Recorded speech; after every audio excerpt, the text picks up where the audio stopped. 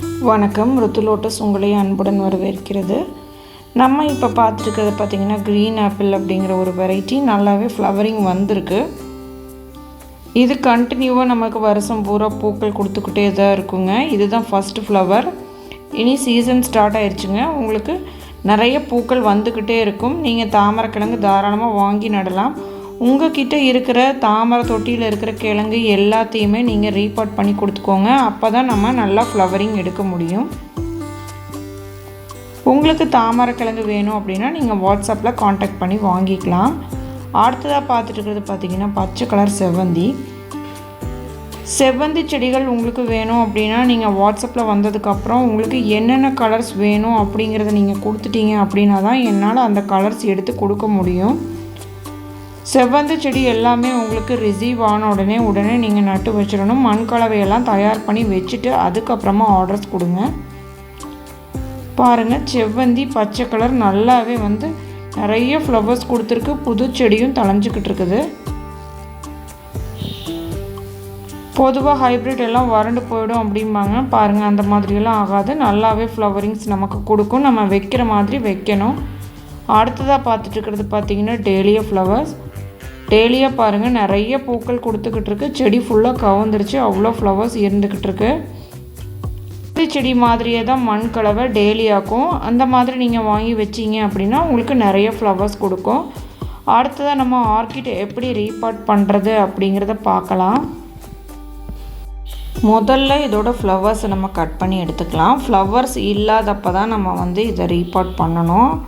Flowers இருக்கும்போது பண்ணினீங்கன்னா damage ஆகும். அதனால் கட் பண்ணி எடுத்துக்கலாம். இந்த தொட்டி பாருங்கள், நான் ஏற்கனவே இதிலிருந்து நாற்று எடுத்து காமிச்ச அதே செடி தான் இது. இதில் ஏற்கனவே 2 நாற்று எடுத்தாச்சு. இந்த நாற்றையும் நம்ம இப்போ கட் பண்ணி எடுத்துக்கலாம். இந்த ஃப்ளவர்ஸை கட் பண்ணி எடுத்துக்கலாம். பாருங்கள், அது 2யுமே கட் பண்ணி எடுத்தாச்சு. இந்த செடி பார்த்திங்கன்னா மேலேயே தளைஞ்சிக்கிட்டு இருக்குது. கீழே இருந்து தான் தளைஞ்சி வரணும், ஆனால் அது வரல. ஸோ உள்ளே டேமேஜ் ஆகிருக்கும். நம்ம ரீபாட் பண்ணிக்கலாம். இப்போ இதை பெரிய தொட்டிக்கு மாற்றிக்கலாம். இந்த செங்கல் துண்டு கறி துண்டு எல்லாமே பார்த்திங்கன்னா ஒரு நாள் ஃபுல்லாக தண்ணியில் நல்லா ஊற வச்சு எடுத்து வச்சுக்கோங்க. 2யுமே மாற்றி மாற்றி நம்ம கொடுத்துக்கலாம். கீழே நம்ம பெரிய செங்கல் துண்டாக வச்சுக்கலாங்க. மேலே கொஞ்சம் சின்னதாக வச்சுக்கலாம். அப்போ தான் உங்களுக்கு காற்றோட்டமாக இருக்கும். செங்கல் எவ்வளோ வைக்கிறோமோ அந்த அளவுக்கு கறித்துண்டு நம்ம போட்டுக்கலாம். இந்த ஆர்கிட் செடி பார்த்தீங்கன்னா நீங்கள் பூவோடு வாங்கினீங்க அப்படின்னா 1500 ரூபா வரைக்கும் இருக்கும் இதோட ப்ரைஸ்.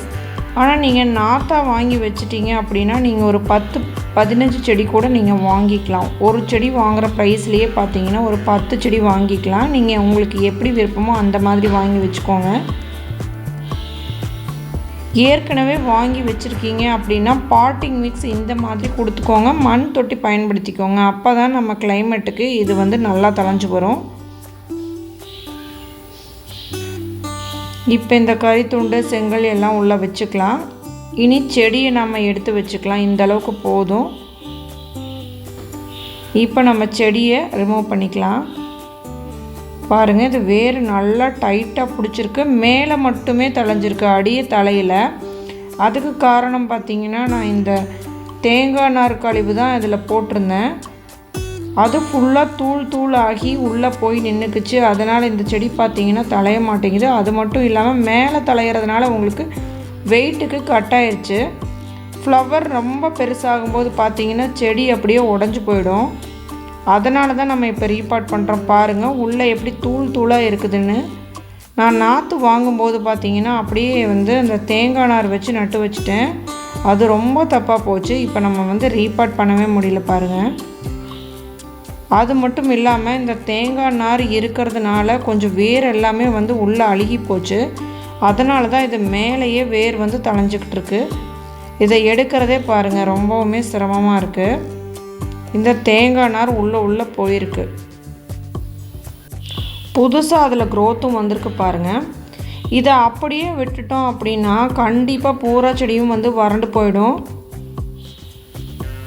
பூக்கள் வர பார்த்திங்கன்னா அப்படியே சாஞ்சு உடஞ்சிக்கிட்டே இருக்கும். நம்மளால் கண்ட்ரோல் பண்ணவே முடியாது. அதனால் இதை பெரிய தொட்டிக்கு மாற்றிக்கலாம். இது செடியும் நல்லா பெருசாகிடுச்சு. நான் நாற்றாக வைக்கும்போது போட்டு வச்சதுக்கப்புறம் இப்போ தான் இதை ரீபாட் பண்ணுறேன்.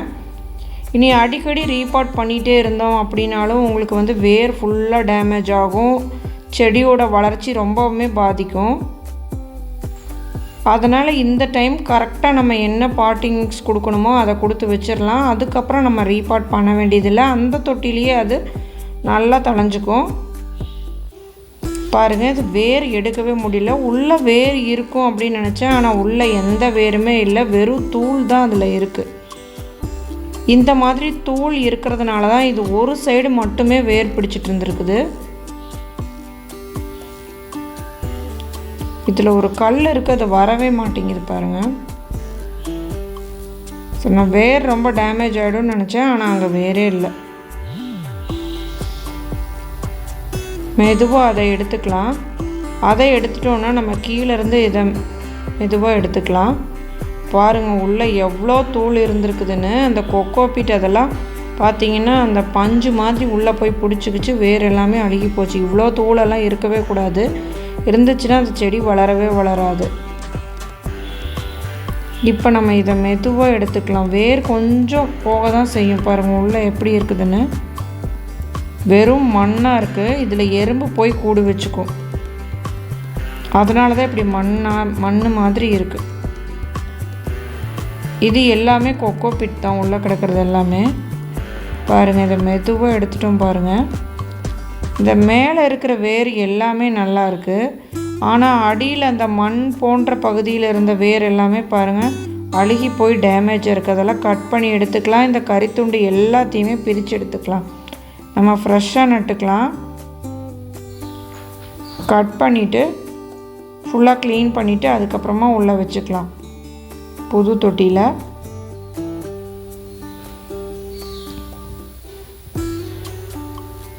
பாருங்கள், இது எல்லாமே ரிமூவ் பண்ணி விட்டுடலாம். வேறு எல்லாமே நல்லா இருக்குது, ஃப்ரெஷ்ஷாக இருக்குது. இப்படியே வச்சோன்னா செடி நல்லா தழைஞ்சி வந்துடும். இதில் பாருங்கள் எப்படி இருக்குதுன்னு. உள்ளே பார்த்தா தெரியும் நமக்கு, பஞ்சு மாதிரி வேர் பிடிச்சிருக்கு பாருங்கள். வேர் எல்லாமே பஞ்சு மாதிரி தான் இருக்கும். இந்த மாதிரி நம்ம தொட்டியில் நட்டு வச்சுக்கிட்டோம்னா ஒரு 2-3 நாளைக்கு நம்ம தண்ணி ஊற்றலைனாலும் இது தாங்கும். இல்லைன்னா நம்ம டெய்லியும் தண்ணி ஊற்றிட்டே இருக்கணும். இது அப்படியே நட்டு வச்சுக்கலாம், டேமேஜ் பண்ண வேண்டாம். மேலே செங்கல் வச்சு நல்லா டைட் பண்ணிக்கலாம் சாயாமல் இருக்கிறதுக்கு.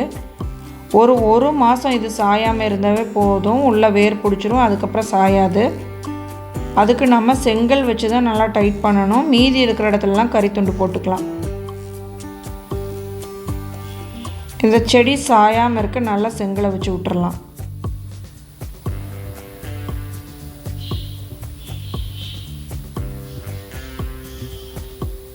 கொஞ்சம் பெரிய பெரிய துண்டுகளாக வச்சுக்கலாம். உங்களுக்கு பூக்கள் வரும்போது கண்டிப்பாக இது சாயும் மறுபடியும். அதனால் இப்படி டைட் பண்ணிட்டோம்னா இது சாயாது. சாஞ்சதுன்னா மறுபடியும் ரீபாட் பண்ணுற மாதிரி இருக்கும். அதனால் கொஞ்சம் ஆழமாகவே நட்டுக்கோங்க. அதுக்காக ரொம்ப ஆழம் வைக்க வேண்டாம், ஓரளவுக்கு இருந்தால் போதும். இந்த அளவுக்கு இருந்தால் போதும், இதுவே போதும் ஆழம். செடி மட்டும் எக்காரணத்தை கொண்டு சாயக்கூடாது, அந்த மாதிரி நடும்போதே வச்சுக்கோங்க.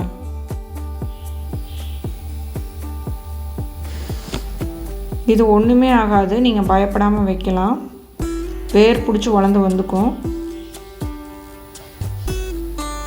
இப்போ நம்ம ஒரு கரித்துண்டை வச்சு அதை டைட் பண்ணிடலாம். அங்கே பாதி செடி பார்த்திங்கன்னா எனக்கு உடஞ்சி போச்சு. அதில் ஒரு பெரிய ஸ்டெம் இருந்துச்சு, அது உடஞ்சி போச்சு. நான் உங்களுக்கு வீடியோவில் லாஸ்ட்டில் காமிக்கிறேன். அதுவும் இப்போ தழைஞ்சி வருது. நான் எடுத்து வச்சுருக்கேன். ஏற்கனவே முன்னாடி வீடியோலேயும் அதை நான் காமிச்சிருப்பேன். பாருங்கள், நல்லா டைட் பண்ணி விட்டுக்கலாம். இனி வந்து இது சாயவே சாயாது. மேலே நல்லா கரித்துண்டாக போட்டுக்கலாம். இதுக்கு நம்ம மரத்துண்டு கூட பயன்படுத்தலாம். இருந்தாலும் பார்த்திங்கன்னா அதுலேயும் தூளாக விழுகுது. இந்த மாதிரி மரத்துண்டு பயன்படுத்தினாலும் மறுபடியும் ரீபாட் பண்ணுற மாதிரி இருக்குது. அதனால் வந்து செங்கல்லும் கரித்துண்டு மட்டும் பயன்படுத்திக்கலாம். செடி உங்களுக்கு நல்லாவே தழைஞ்சி வரும். ஏற்கனவே நான் ஒன்று அதே மாதிரி போட்டு காமிச்சிருப்பேன். பாருங்கள், இப்போ இந்த தொட்டியை க்ளீன் பண்ணிவிட்டு இந்த செடியை எடுத்து நம்ம நட்டு வச்சுக்கலாம். இதில் ஒரு நாற்று இருக்குது, அதையும் பிரித்து எடுத்துக்கலாம். சும்மா இப்படி உடச்சி எடுத்திங்கனாவே வந்துடும். அது ரொம்ப வந்து காயப்படுத்த வேண்டாம், வேரெல்லாம் டேமேஜ் ஆகாமல் எடுத்துக்கோங்க.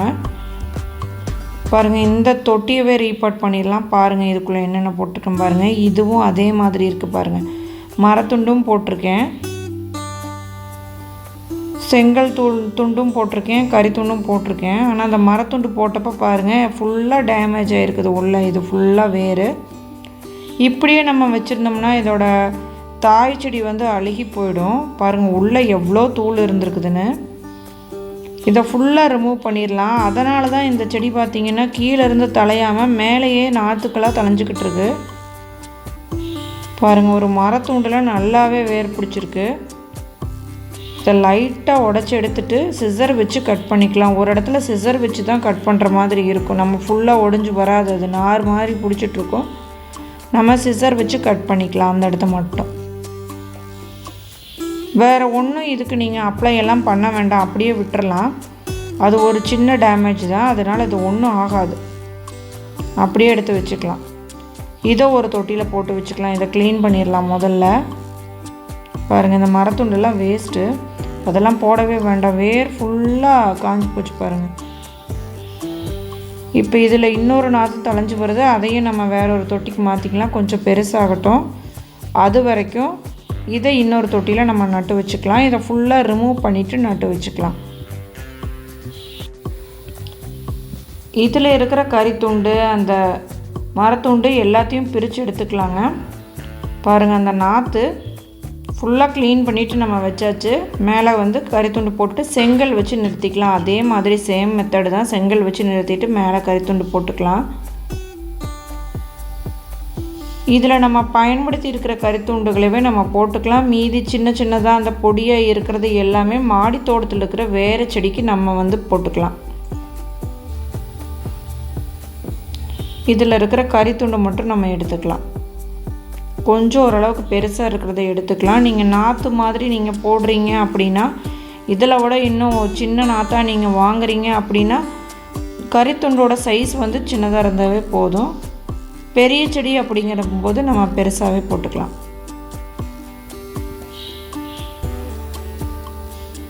பாருங்கள், இப்போ கறித்துண்டு போட்டுக்கலாம். போட்டுட்டு தண்ணி நல்லா ஸ்ப்ரே பண்ணி கொடுத்துக்கலாம். இல்லை அப்படின்னா ஒரு டப்பில் தண்ணி ஊற்றி அதுக்குள்ளே வச்சு கூட நீங்கள் எடுத்து வச்சுக்கலாம். இந்த நாற்று பார்த்திங்கன்னா ஏற்கனவே இதில் பூ இருந்துச்சு, நம்ம கட் பண்ணியாச்சு. இதில் இனி பூ வராது. இந்த நாற்றுல உள்ளே இருந்து தான் உங்களுக்கு வந்து செடி தளைஞ்சு வரணும். பாருங்கள், நல்லா தண்ணி ஸ்ப்ரே பண்ணி கொடுத்துக்கலாம். எல்லாத்தையும் எடுத்து பிரித்து நட்டு வச்சாச்சு. அதுக்கப்புறம் காமிக்கிறேன் பாருங்கள். இது பாருங்கள், அந்த ஒயிட் ஆர்கிட்டில் உடஞ்ச பகுதி தான். அதுலேயும் புதுசாக தளைஞ்சு வருது பாருங்கள். நான் சும்மா தான் அதே மாதிரி மெத்தடில் தான் நட்டு வச்சுருக்கேன். புதுசாக தளைஞ்சு வருது. இந்த நாற்றும் பாருங்கள் நல்லாவே தளைஞ்சு வருது. இப்போ பாருங்கள், இந்த ஒயிட் ஆர்கிட்லேயும் நம்ம வந்து ரீபாட் பண்ண வேண்டியது இருக்கும். அது மேலே தான் இருக்குது பாருங்கள். இந்த மாதிரி நீங்கள் ரீபாட் பண்ணி கொடுத்துட்டீங்க அப்படின்னா உங்களுக்கு நல்லாவே ஃப்ளவரிங் கிடைக்கும். உங்கள்கிட்ட இருக்கிற ஆர்கிட் செடியை நீங்கள் இந்த மாதிரியே ரீபாட் பண்ணி கொடுத்துக்கோங்க. அப்போ நல்லாவே பூக்கும். இன்றைக்கி வீடியோ அவ்வளோதான். நன்றிங்க.